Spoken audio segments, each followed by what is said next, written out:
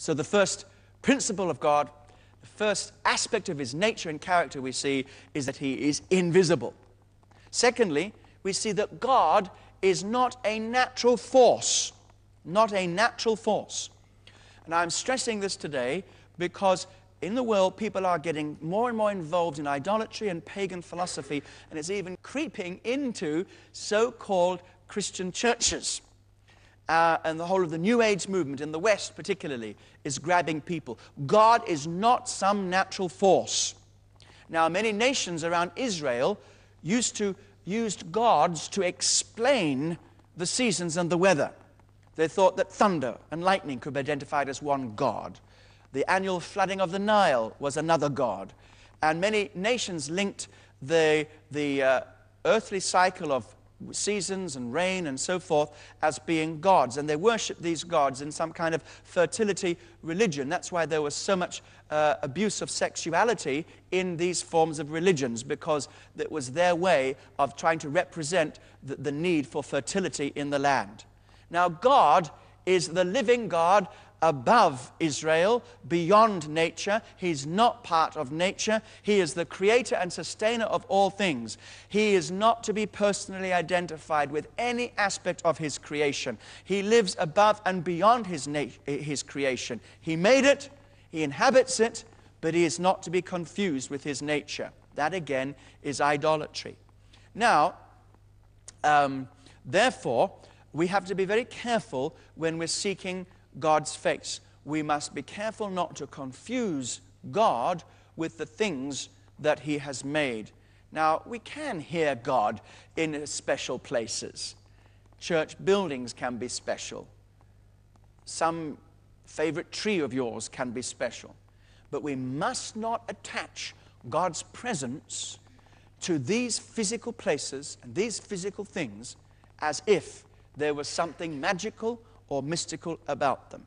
Okay, now, having dealt with this kind of New Age philosophy and mysticism, now we need to deal with Western philosophy and this rationalistic philosophy by which we push God away with our theological and philosophical abstractions. Just like I'm doing right here and now. You see, the Lord is beyond all human description, and he is greater than the sum of all human intelligence. That's where people go wrong theologically. They try to read this book as if it was philosophy, or to try and read it with philosophical constraints. And so, for example, the Bible teaching that God is sovereign and controls everything that ever happens, foreknows every event. God is the God of predestination. He is also the God of free will. He is also the God that says you must choose. And the philosophers say, how can God be in control and give us free will at the same time? And the answer is, I don't know.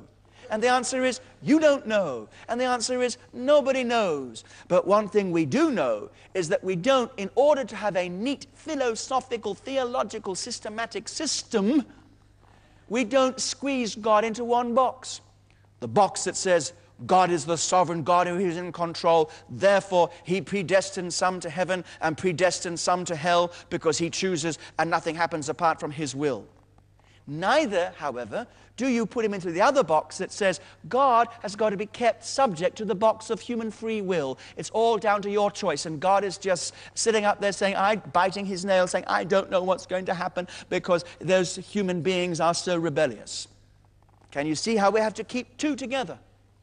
So one of the ways that we avoid over-philosophizing and using philosophical formulae when we try to understand God is to realize that the Bible does not approach this as philosophy. The Bible approaches this as divine encounter. You meet with the living God. God's power is revealed in your life. And then you therefore are able to say, wow, isn't God great? Look what God has done. Look what God has said. So it's not like some textbook of systematic theology that you get to know more about God and all these philosophical abstractions. No, the other nations very often, particularly the Greeks, liked to think about God metaphysically.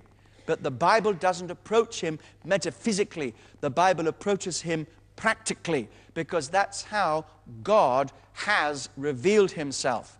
And when we read the Bible, we find how people met God in specific situations, ordinary situations, sometimes divine supernatural situations. And when we see how these show what God is like, then we can go away and say, well, now we know God, the God who did this. He is a powerful God. Look how he the Red Sea. He's a faithful God. Look how he came down in response to people's needs. He's a supernatural God. Look at the miracles he's done. And so we ask the question then, what is God like? And the Bible is the answer to that.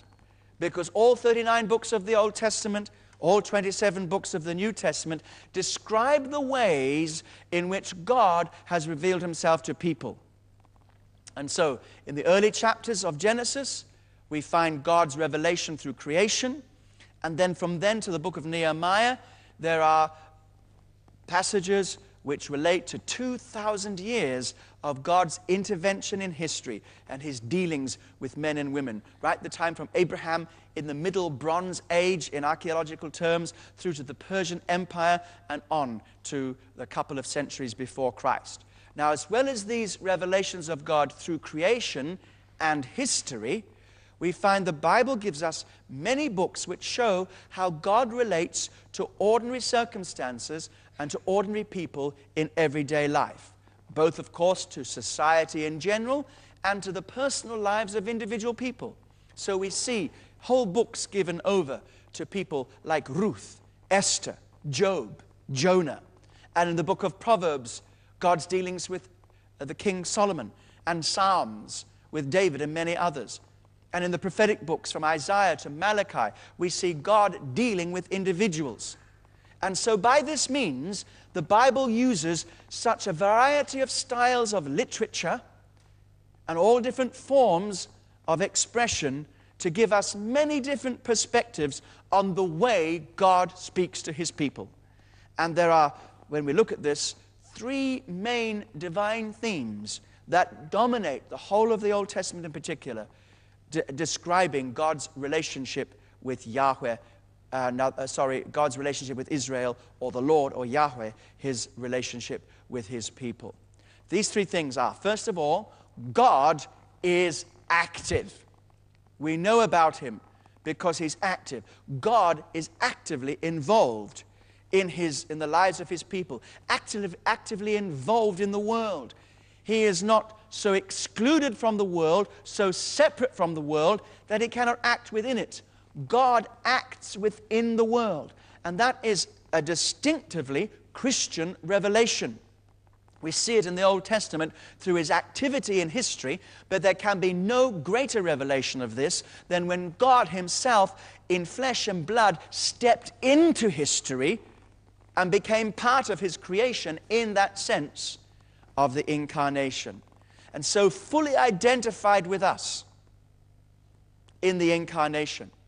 And here's again this mystery, because God is not and never to be identified with the creation, as if to say the creation equals God or God equals the creation. But he is not so excluded from the creation that he can't actively climb within it and be a real active part of what is going on. And so when we read in the Old Testament of these examples how God spoke to people, he was stepping into history. He was speaking to people, working in an active way, controlling history, working out his will throughout history. And so we then understand that everything that happens, whether it's good or bad, is part of God's purpose for his people. God doesn't suddenly abandon the world, then the bad things happen. God operates through these things to speak to us and to touch our lives. And that's the conviction that the Bible has about God's activity. Let's see how God works in his activity. First of all, we notice that God is active in choosing his people. You can look at it from one perspective. Abraham, as he migrated from Ur of the Chaldees in Mesopotamia and came to Canaan, you could have just seen that as being, well, just one of the many migrations that were taking place at the time. But from the Bible's standpoint, this was God communicating to him to leave his place and to go to another place, because God had chosen him for a very great purpose, to bring blessing to the whole world. Some people try to explain the exodus of Israel out of Egypt as just being a bunch of slaves who finally managed to get free, and the crossing of the Red Sea was just not some miracle, it just happened to be the tides at the time. It was all to do with the geography of the place. No, this from the Bible angle is the revelation of God himself. God choosing his people, setting his love upon his people. So that's how God's activity is felt. First of all, God reaching down, putting his hand upon people, saying, I love you, I'm taking you to be my very special people. And everything else that relates to his dealings with those people in history relates to the fact that he has chosen them and he's called them to be his people. Coupled with this is the fact that God actively loves his people. This is an activity of God. There in Egypt, the slaves were weak. Their leaders were inexperienced. And the Egyptians were powerful. And if they had to rely on human resources, there would never, ever have been an exodus. But God is a listening God. God is a loving God. Remember, he spoke to Moses and he said, I've heard their groanings, I've heard their cries. That's why I have come down. And in Deuteronomy chapter 26, verses 7 and 8, we have Moses describing all that God did. He said, verse 7, Deuteronomy chapter 26, verses 7 and 8, then we cried out to the Lord God of our fathers, and the Lord heard our voice and looked on our affliction and our labor and our oppression. So the Lord brought us out of Egypt with a mighty hand and with an outstretched arm and with great terror and with signs and wonders.